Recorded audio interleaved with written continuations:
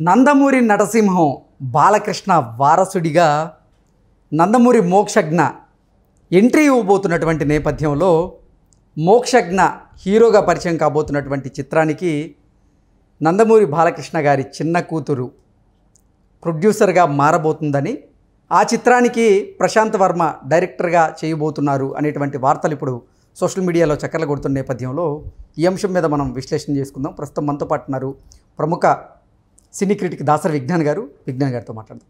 Vignan, hi అండి. నమస్తే.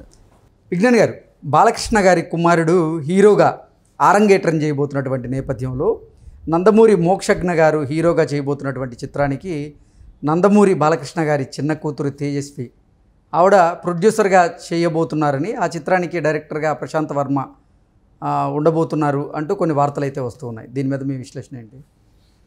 Actually Prashanth Varma వచ్చేసి బాలకృష్ణ గారు అన్స్టాపబుల్ అది ఉందా దాన్ని ప్రోమో చేశాడు అద్భుతంగా. దానికి పనిచేశాడు అన్స్టాపబుల్కి. నెక్స్ట్ అలా ఒక పరిచయం, ఓకేనా. నెక్స్ట్ ఇప్పుడు మోక్షజ్ఞని ఇంట్రడ్యూస్ చేయాలి.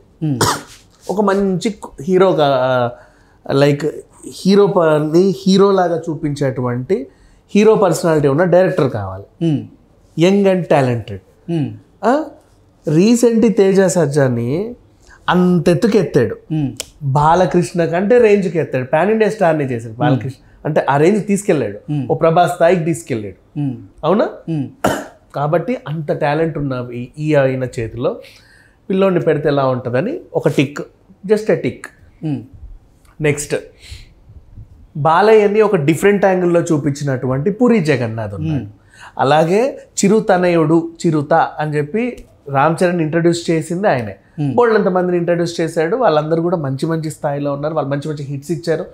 వాళ్ళందరూ కూడా మంచి మంచి స్థాయిలో ఉన్నాడు. సినిమా హిట్ ఫ్లాప్ సంబంధం లేకపోతే puri is a highly talented director.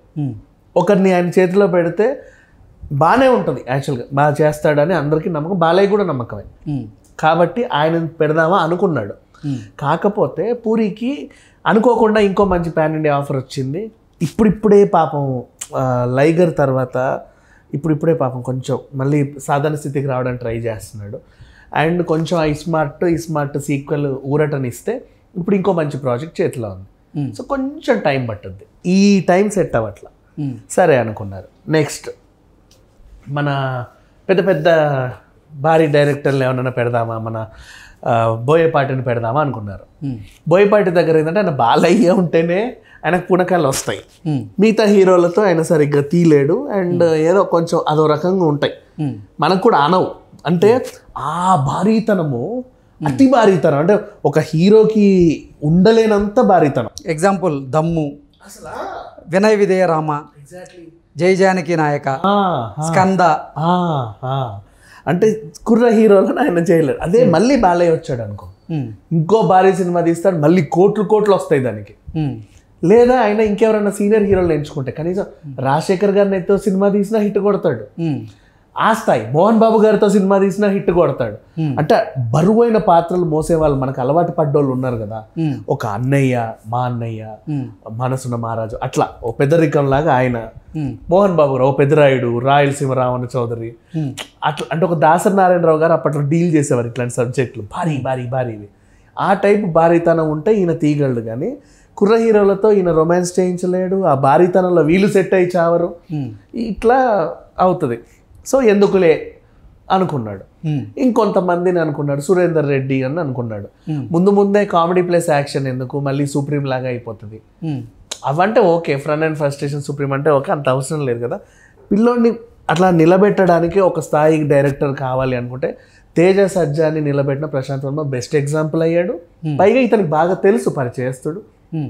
మన సర్కిల్లో మనోళ్ళే చూద్దాం అనుకుంటారు ఎవరైనా. అండ్ నెక్స్ట్ నిర్మాణ బాధ్యతలు అప్పచెప్పాలి. నిర్మాణ బాధ్యతలు అన్స్టాపబుల్ని ప్రొడ్యూస్ చేసిన అల్లు అరవింద్ గారు చేయొచ్చు, ఇంట్రెస్ట్ చూపించి. అంటే ఆయనకు అత్యంత సన్నిహితులు కాబట్టి ఇంకెవరు చేయొచ్చు అనుకుంటే, అరే వీళ్ళే ఉన్నారు కదా, వాళ్ళ కూతురే కదా కొంచెం వర్క్ చేసింది, అండ్ ప్రొడక్షన్ అనుభవం కూడా ఉంది కొంచెం. సో కూతురు అల్లుడు నిర్మాణ దాంట్లో సంస్థలో మన కొడుకుంటే ఇంకా బాగుంటుంది కదా, మనది అనే ఒక ఫీల్ వస్తుంది. అట్లా ఆయన దాన్ని ఎంచుకున్నాడు.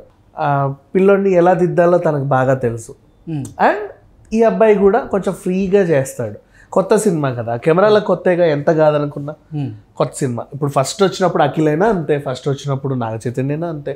మొన్న ఫస్ట్ వచ్చినప్పుడు పాపం మనకు అబ్బలేదు కానీ పాపం మా అబ్బాయి కష్టపడ్డాడు. మన ఇతను రానా వాళ్ళ తమ్ముడు అభిరామ్ కొంచెం అది అబ్బలేదు తేజ సినిమా.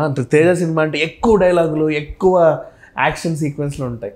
కొంచెం సున్నితంగా సినిమాలు ఉంటాయి, మేబీ అబ్బేవాడేమో, కానీ అది అబ్బల. సరే నెక్స్ట్ టైం ఏమైనా ట్రై చేస్తాడేమో. బెల్లంకొండ అబ్బాయి ఆయన ఇప్పటికీ పాపం నిలబడ్డానికి ట్రై చేస్తున్నాడు. మంచు అబ్బాయిలు కూడా అంతే, ఇప్పటికీ నిలబడ్డానికి ట్రై చేస్తున్నారు. సో అట్లా ఏదో ఒకటి సంథింగ్ వాళ్ళల్లో ఒక ఉండేది. ఈయనని కూడా మనం తీర్చిదిద్దుదాము నీట్గా అని చెప్పేసి అక్క బావలు సరిగ్గా ఉన్నారు. ఇది పక్కన పెట్టేస్తే నెక్స్ట్ బాలయ్య గారి అబ్బాయి ఎంట్రీ కోసం అందరూ అసలు చాలా ఆతృతగా ఎదురు చూస్తున్నారు. తారక రత్న చనిపోయినప్పటి నుంచి ఇప్పటి వరకు చూసుకుంటే ఆయన బయట కనబడిన కొన్ని సందర్భాలు చూసుకుంటే ఇప్పుడు లుక్స్ పరంగా, మేక్ ఓవర్ పరంగా బాగా అయ్యాడు. హీరోయిక్ మెటీరియల్ లాగా చాలా నీట్గా సెట్ అయిపోయాడు. సో అట్లా ఇతన్ని లాంచ్ చేస్తే బాగుంటుంది, ఇదే సరైన సమయం. పైగా ప్రశాంత్ వర్మ మనోడు గబగబా చేస్తాడు, తక్కువ బడ్జెట్లో ఎక్కువ గ్రాఫిక్స్ చేస్తాడు. అట్లా అని చెప్పి చిన్న హీరోకి 100 కోట్ల బడ్జెట్లు పెట్టలేరు కదా బయట నిర్మాతలు ఎవరు, వీళ్ళు కూడా పెట్టదలుచుకోరు. కానీ ప్రశాంత్ ఎలా డీల్ చేస్తాడు, తక్కువ బడ్జెట్లో నీట్గా సినిమా తీసి హీరోని చక్కగా ఎలివేట్ చేసి ఆ సినిమాని పెద్ద హిట్ చేసి బోల్డ్ కోట్లు రాబట్టే టాలెంట్ అని ఒకటిసారి నిరూపణ అయింది. అంతకుముందు జాంబిరెడ్డి అంతే, రాజశేఖర్ గారి కల్కి అంతే. అదొక ఎగ్జాంపుల్. మళ్ళీ సరే పిల్లలంటే ఒక ఈయన పెద్దవాళ్ళని డీల్ చేస్తారంటే అన్స్టాపబులే ఒక ఎగ్జాంపుల్, రాజశేఖర్ కల్కి ఇంకో ఎగ్జాంపుల్. సో తను పిల్లల్ని డీల్ చేస్తాడు, పెద్దల్ని డీల్ చేస్తాడు. ఈజ్ ఎ పర్ఫెక్ట్ చాయిస్ అని అనుకున్నాడు. అతను డైరెక్ట్ చేయబోతుంటే మొత్తం పెత్తనం అంతా అక్క చేతిలో ఉంది. తను మరి ఈ అబ్బాయిని ఎలా ఇంట్రడ్యూస్ చేసి ఏ విధంగా ప్రజెంట్ చేస్తుంది అనేది, అంటే she a perfect business woman. బయట ఆమె బిజినెస్లో దిట్ట, వాళ్ళ ఆయన ఆమె కలిసి చాలా మంచి మంచి బిజినెస్లు చేశారు. అండ్ అలాగే సినిమాని కూడా బిజినెస్ చేయగలరా అంటే అన్స్టాపబుల్ని బాగానే రన్ చేశారు. అది ఆహాలో వచ్చినప్పటికీ ప్రొడక్షన్ టీంలో వీళ్ళు ఉన్నారు. అండ్ నెక్స్ట్ అలాగే అనుభవాలు అన్నీ ఉన్నాయి కాబట్టి ఈ సినిమాని కూడా నీట్గా ప్రజెంట్ చేస్తారు. వాళ్ళకు టీం ఏర్పడింది ఆహా చేసిన తర్వాత.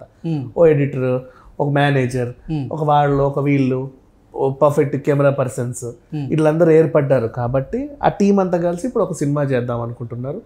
బాలయ్య గారు గైడెన్స్లో, ఆవిడ గైడెన్స్లో ఈ మోక్షజ్ఞని ప్రజెంట్ చేస్తారు.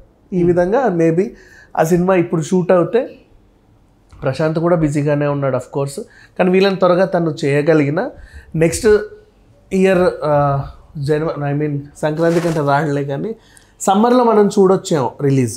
ఓకే, మోక్షజ్ఞ హీరోగా అరంగేట్రం చేయబోతున్నటువంటి మొదటి చిత్రానికి ఎంత బడ్జెట్ పెట్టబోతున్నారు? ప్రశాంత్ వర్మ ఎక్కువ పెట్టడు బేసికలీ, కానీ చూస్తే అరే 100 కోట్ల బొమ్మ అంటాం, హార్డ్లీ 25 లోపు పెట్టుంటారు. బట్ ఈయన నమ్మి 100 కోట్లు పెట్టే నిర్మాతలు కూడా ఉన్నారు, కానీ హీ డోంట్ టేక్ ఇట్. అంత అవసరం లేదని ఇంత చాలు అనే డైరెక్టర్. ఓకే, సో తక్కువలో ఎక్కువ లాభాలు ఇచ్చే అవకాశమే ఉంది. ఓకే.